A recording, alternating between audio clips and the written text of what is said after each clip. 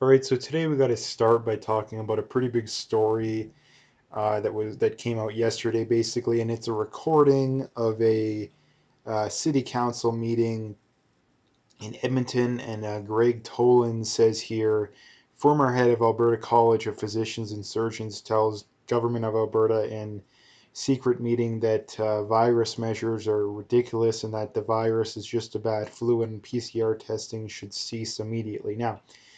Um, I haven't seen any of the doomsday paranoid crowd respond to this yet. Maybe they'll say that it's fake. Maybe they'll say I don't know what they'll say. But there is some things that we do know for sure. I mean, number one, we do know for sure that the lockdown measures have not worked. None of them have worked, and given the fact that we're 8, 9 months, whatever it is, into this already, and that none of them have worked, I don't understand how you can possibly argue in good faith that more of what hasn't worked is going to work. Again, the unofficial definition of insanity is doing the same thing over and over again and expecting a different result, and that's exactly what pretty much all governments are doing when it comes to this kind of stuff. Um, and again, the argument that they always come up is, oh, the hospitals are going to be overwhelmed if we don't lock down, right? Well, it hasn't happened, right? It hasn't happened. Not only that, it hasn't even came close to happening in most areas. Um, and again, the other thing too is that they'll say, "Oh, everybody's gonna die," but again, that hasn't happened either. If you look at the areas that have been very loosey goosey when it comes to regulations on this too, right? So it doesn't make any sense, right? Like it doesn't make any sense. And again, the other thing we do know for sure too, just as we go to if we're going to go down the list, is the PCR testing is not a valid way of doing this. The PCR testing, which is the testing that most areas are doing, is not a valid way to test. And again, there's a lot of science that goes into it, but from what I understand is that they basically amplify bacteria or virus. I don't know exactly what you would call it, but they're not actually testing directly for the actual virus we're looking at here. To do that, it would cost more. I think it's a lot more intensive process, so that's why they don't do it. So they just do this PCR testing thing, and the problem with it is that the amplifying the PCR thing any more than like 25. I've heard as low as 25, as high as like 30 cycles. If you go higher than that, you're going to get false positives. And the problem is in Canada, I think pretty much every area is in that 35 to 40 range, which means many of the quote unquote positive tests are going to be false positives, right? I mean, I mean, it's just one example, but you had Elon Musk the other day got tested 4 times, twice was positive, twice was negative, and it was in the exact same setting, time after time after time, right? So again, like anybody who hears these, oh, we got an increase in cases and gets worried, like you're just paranoid, like you're incredibly paranoid because anybody that has existing critical thinking skills looks at these PCR tests and is like, yeah, I don't trust those things as far as I can throw them, right? Like I don't trust them as far as I can throw them. And this is something I've seen people nowadays. You know, they work a job where they're interacting with people, or maybe they were, you know, someone they work with got it, and they're like, oh, I got tested and I'm fine, right? Well, it doesn't matter, right?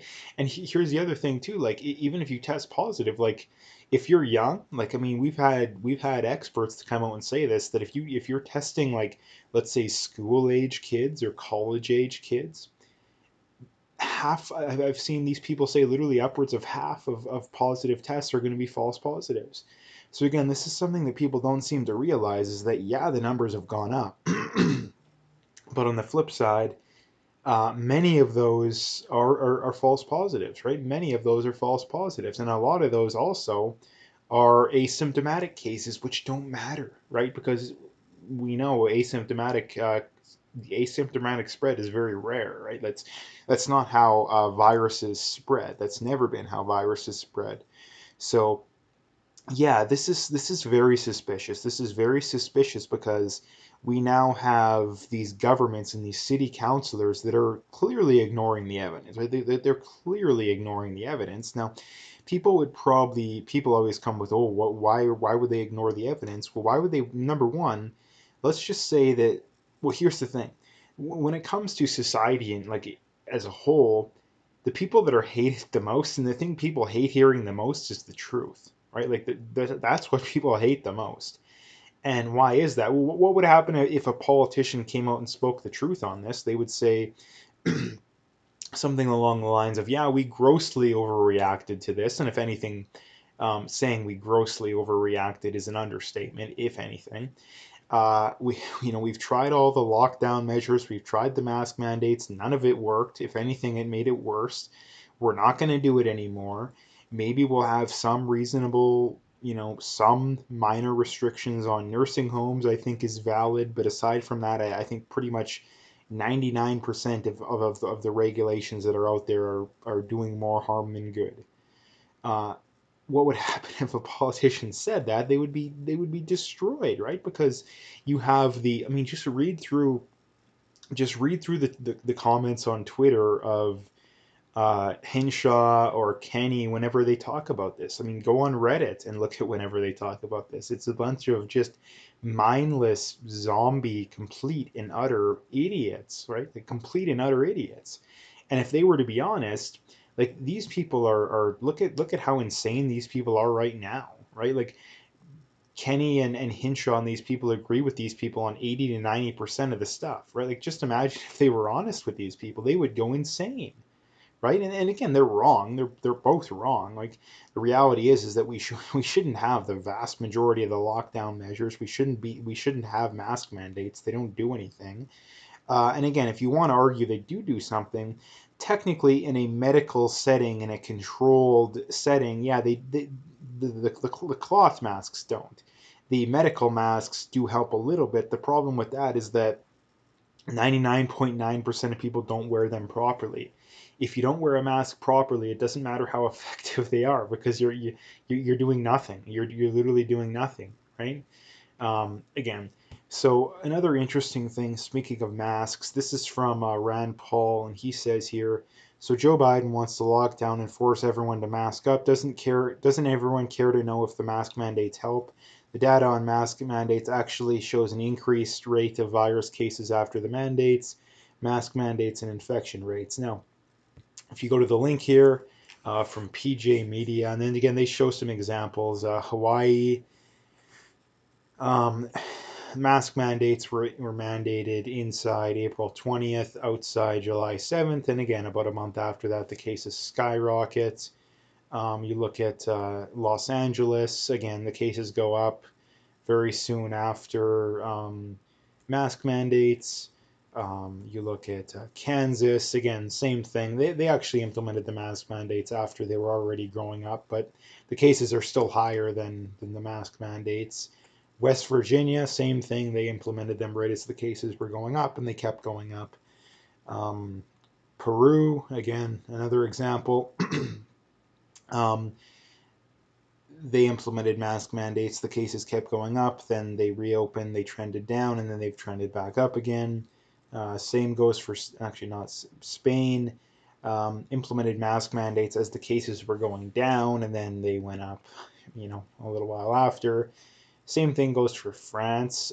They for whatever reason they actually had mask mandates. They got rid of the mask mandates. The cases actually went down after that, and then the cases went back up, and then or sorry, they re-implemented mask mandates, and the cases have consistently gone up since then. So again, that's another example.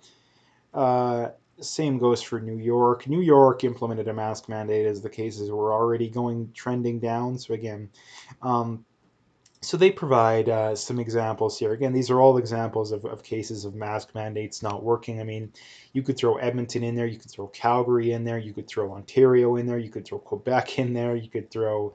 I think Manitoba has it as well, and I don't think Vancouver has it. I don't think Vancouver has a mask mandate, and yet as far as the big cities go, they're actually one of the best in Canada.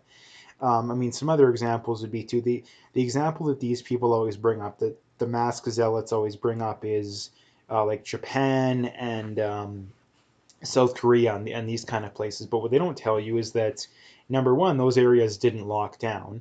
That's the first thing they don't tell you. Number two, the masks weren't mandatory, right? They weren't mandatory.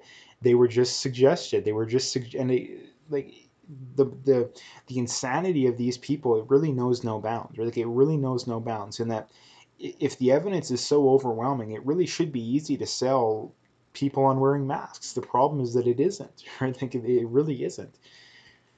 So anyway, the next thing to bring up here is again, speaking of masks and craziness, is from Montang here on Twitter saying it's just layoffs, it's just a mask, it's just 2 weeks, it's just no work, it's just no family, it's just no friends, it's just no activity, it's just a 6 foot distance, it's just money printing, it's just redistribution of wealth, it's just lost time waiting in lines, and it's just dot dot dot. Again, the craziness continues, and again, this is how this is how this kind of stuff happens, and people are just so oblivious to history, so oblivious to history, and that I mean, take the example, like Hitler is literally quoted in saying, if you take away people's freedoms inch by inch, it will be, I don't know what the exact quote was, but it's something along the lines of, if you take people's freedoms away inch by inch, before they realize that all their freedoms are gone, it's too late. And this is exactly how we do it, right? This is exactly how we do it. And again,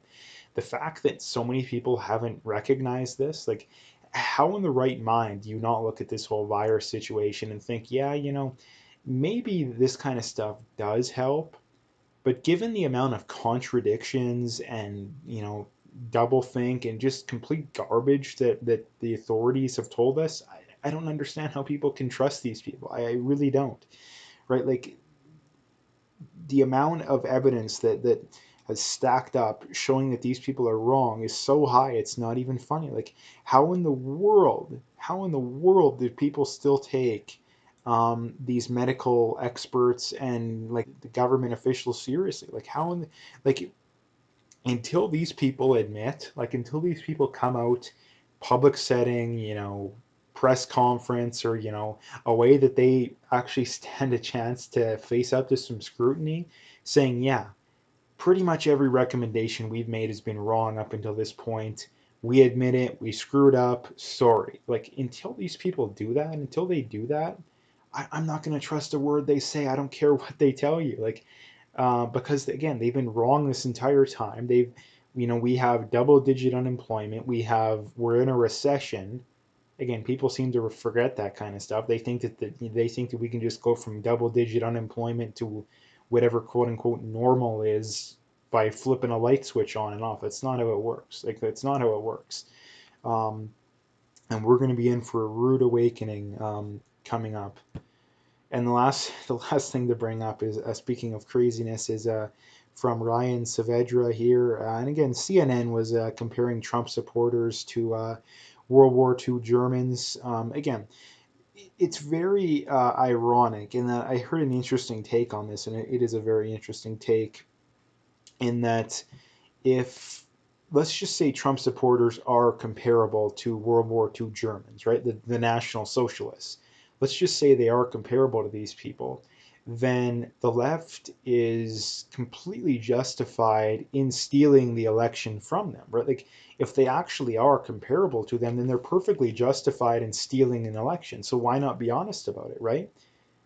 But if they didn't steal the election, then why in the world are you falsely accusing a massive group of people of being comparable to one of the most contemptible, disgusting things that's gone on in human history, right? Like, again, like the insanity of the left really knows no bounds. It really knows no bounds, and I think Trump has, even though he does have some problems, has really exposed that, like really exposed that. And anybody who still supports and takes these kind of people seriously, it's like, can you give me a hypothetical scenario for what is it going to take? Like seriously, what is it going to take?